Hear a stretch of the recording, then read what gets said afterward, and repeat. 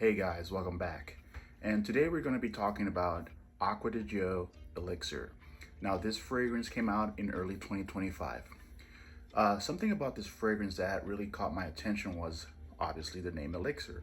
And when we talk about elixirs, we think about fragrances like Boss Bottled Elixir, Jean Paul Gaultier's Le Malt Elixir, Assad here, which is a clone of Sauvage Elixir.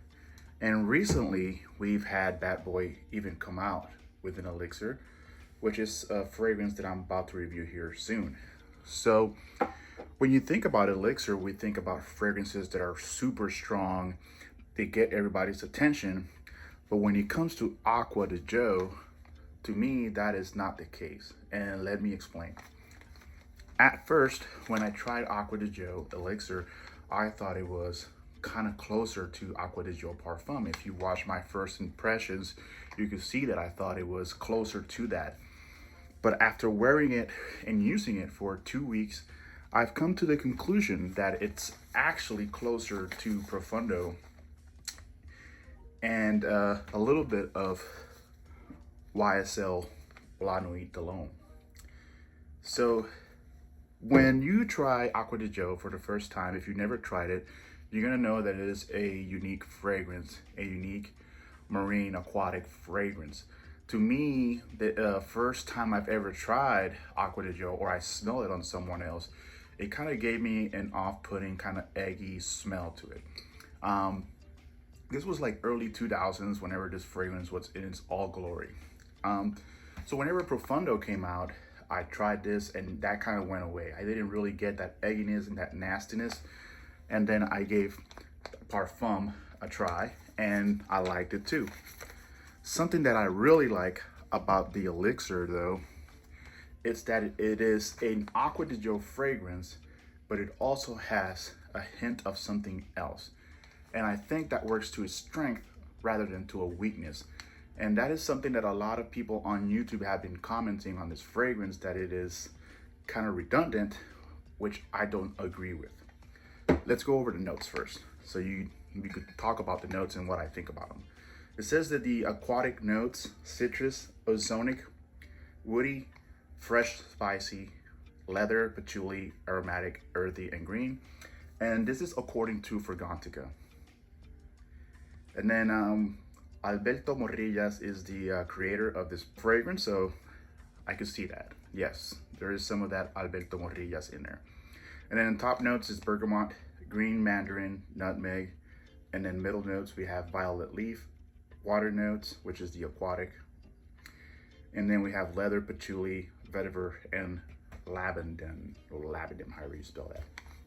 So again, let's give it some sprays. I don't want to like get through this whole bottle, but it is what it is. I am kind of reviewing it, so I'm telling you. So when it opens up, you have that aquatic Acqua Di Gio vibe.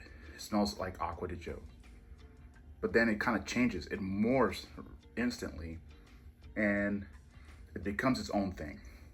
And it is still reminiscent to Acqua Di Gio, but to me, honestly, this is my honest review. It is much better than any of the other Acqua Di Gio fragrances that I've tried. So right there, I'm gonna tell you, the leather, I don't get it. You get a lot of that ozonic aquatic, but I do not get the leather. I don't know. I get more leather out of the Bad Boy elixir than I do out of the Acqua Di Gio elixir. There is the blue to it, but there's also darkness to it. So when you think about elixirs, you think about strong fragrances. This is not it. To me, it is just not super strong. I don't know if I got a bad batch. To me, it's not like super strong like Boss Bottled Elixir. And it's not super strong like Sauvage Elixir. It is not. It is not. What it is a different take on Acqua Di Gio. So if I were to name this, if I was to be given the hey, I need you to name this Acqua Di Gio fragrance, I would name this Acqua Di Gio La Nuit, or La Nuit de Acqua Di Gio, because that's what it is. It is just a night fragrance.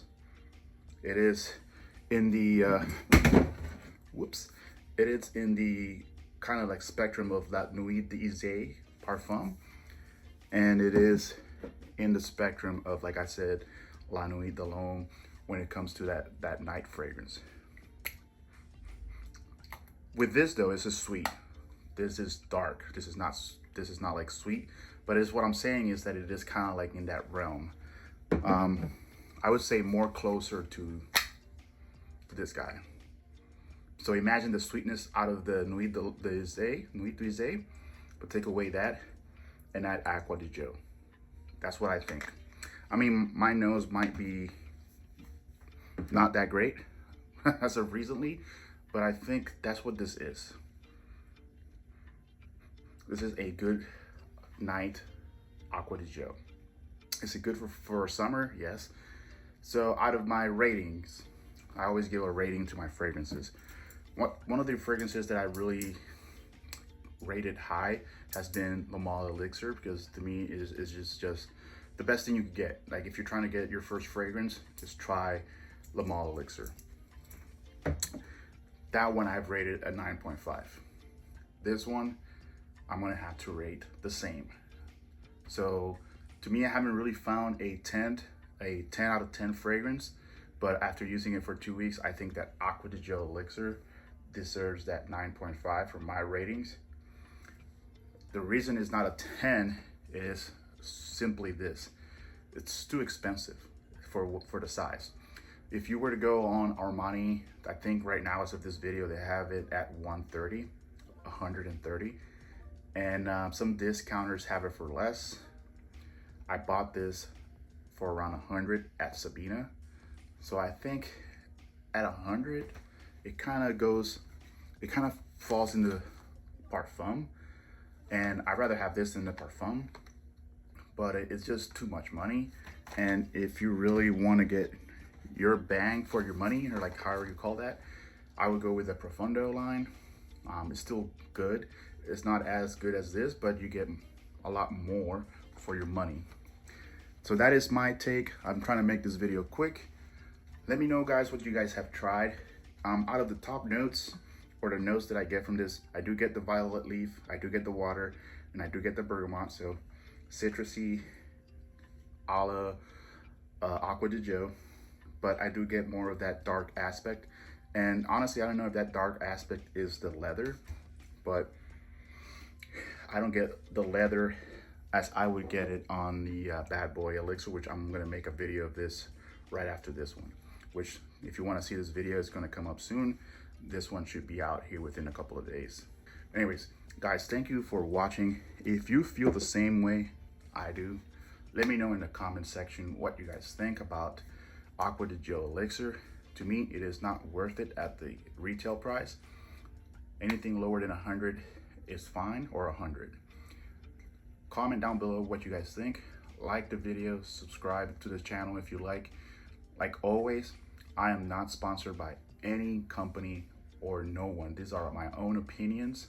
Let me know, guys, because a lot of you have commented in the comments and have actually made my videos a lot better. So thank you for that. I will be trying to make more videos in the future. Like I said, I'm not sponsored, so I do have to pay out of pocket for these things.